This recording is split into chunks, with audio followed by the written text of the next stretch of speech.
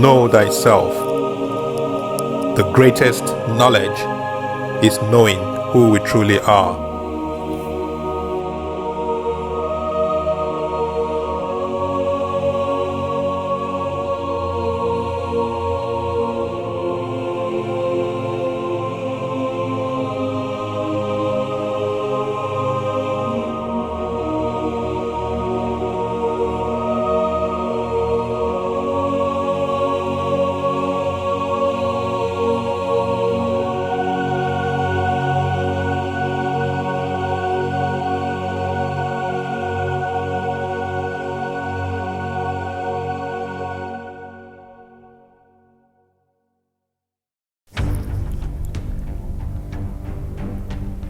Much of what you think you know about Atlantis fades into the mystery of the past. You may call it legend, you may call it myth, but this much is true. In the year 10,000 BC, the island continent of Atlantis sank to the bottom of the sea. The part of the story you do not know is this: Atlantis wasn't the only continent marked for destruction on that terrible day and night. All of Earth was. The keepers decided that mankind was no longer worth their time and their effort. The keepers. They are a race of alien beings, human in every way, as far as external physical appearances go. But that is where the similarities end. With a four-lobed brain, technologically, they were far superior by several orders of magnitude. With a six-chambered heart, they lived longer, with lifespans that stretched across hundreds of thousands of years.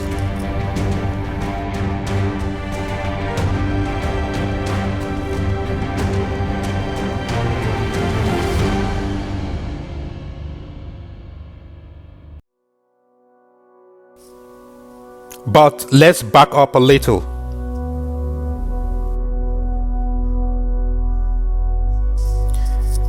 Every great story should start with the birth of a child. And that is where this story must begin. I was born. My name is Zerephonkio, but you may call me Kyo. There would have been nothing remarkable about my birth except this: my father was one of the keepers, and my mother was human. They met, they loved, and I was the result. There was no law in the code of the keepers that forbade such a union. But such unions were uncommon. In fact, they were non-existent until the one that produced me.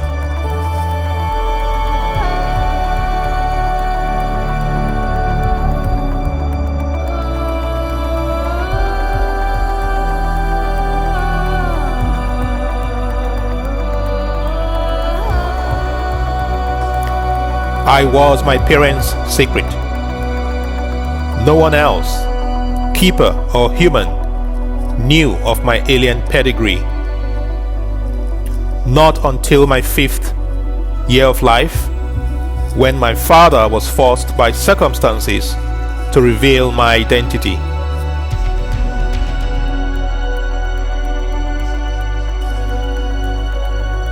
The keepers lost faith in mankind.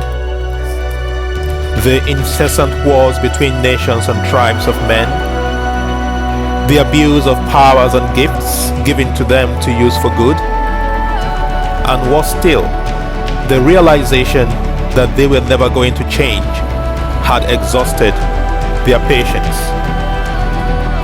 Mankind was done. Their time was up.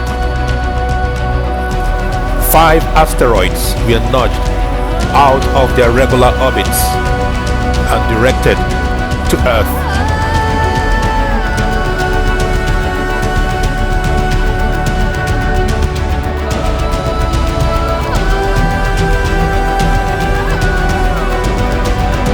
The first asteroid landed. It sank Atlantis. The ground melted beneath their feet like a stream of candle wax. Volcanoes belched their foul content. Men, women, children, what awful cries.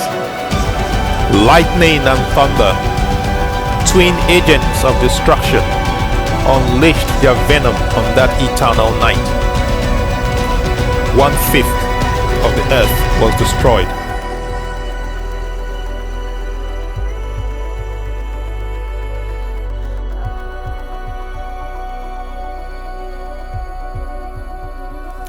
My father pleaded one last time on mankind's behalf. Again, he was outvoted by the council.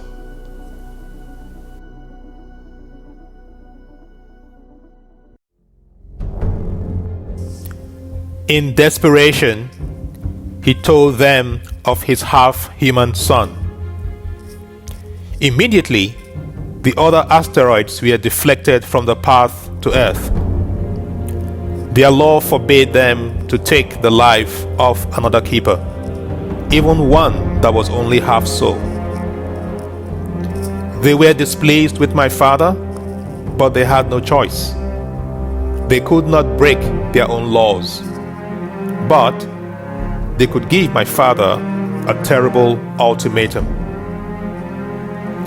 Take his son, return with the other keepers to their home planet, and the destruction of Earth would continue as agreed, or leave his son behind to become the sole keeper of Earth, and Earth will be spared.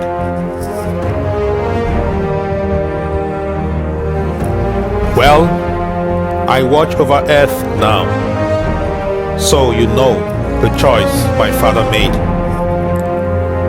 It has been 10,000 years since I last saw him or any of the keepers, and they will not return.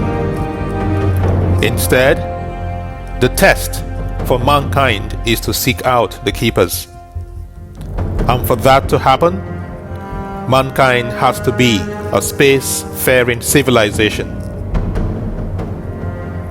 This planet is my task. Earth is my responsibility. I do not stay long in any place. Not long enough for anyone to notice that I do not age. I inspire mankind to be the best that they can be. I do this by asking them questions. You see, what mankind needs is questions, not answers. Answers are relatively easy, but to ask a really good question, now, that's a truly difficult task.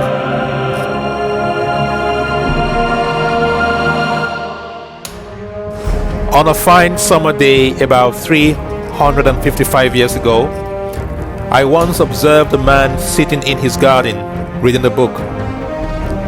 A fruit fell from one of the apple trees. As he got up to pick it, I called out to him from the side of the road where I had been standing, hidden from sight. I said to him, "If the apple fell, does the moon also fall?"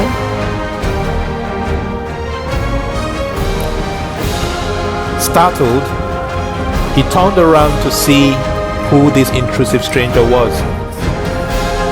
I smiled at him and walked on. He looked perplexed, but I knew he heard my question. If the apple fell, does the moon also fall? Pondering that question would eventually lead a young Isaac Newton to discover the laws of gravity and motion.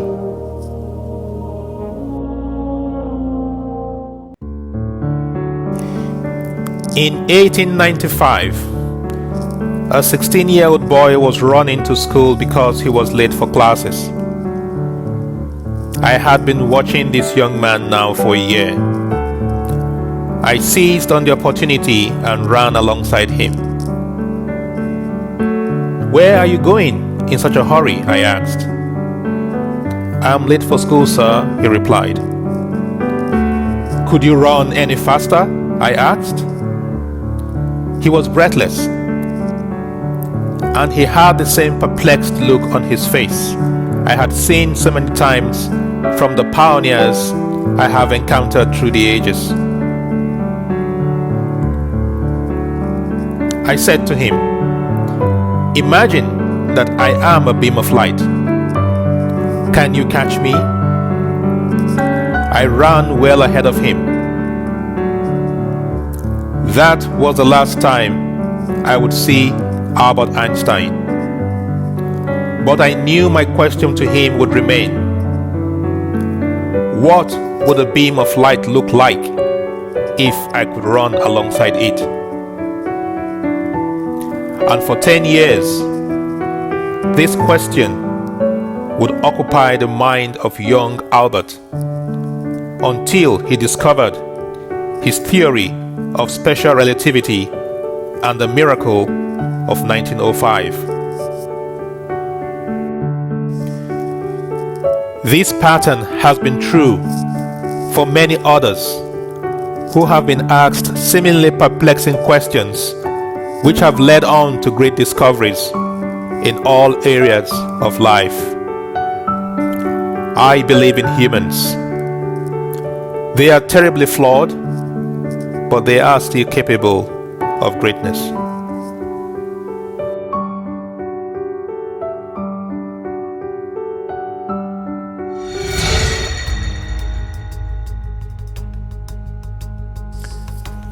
A day must begin and a day must end. Between these 2 points of certainty are questions that need to be asked. Does the vast unknown beckon? Does the cosmos call? Will humanity extend beyond its current perch and walk the path of all great civilizations in the universe? In the last 10,000 years, mankind has done the impossible. Against great odds, they have taken to the seas. Bending gravity to their will, they have taken to the skies and breached the boundaries of space. The stars await. The stars await. And I ask, will mankind extend beyond its current perch and aim for the stars? I am Zerephonkio.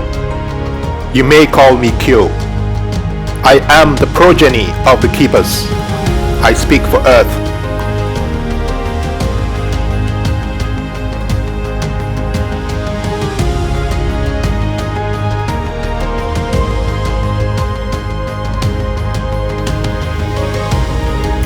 I am the progeny of the keepers. I speak for Earth.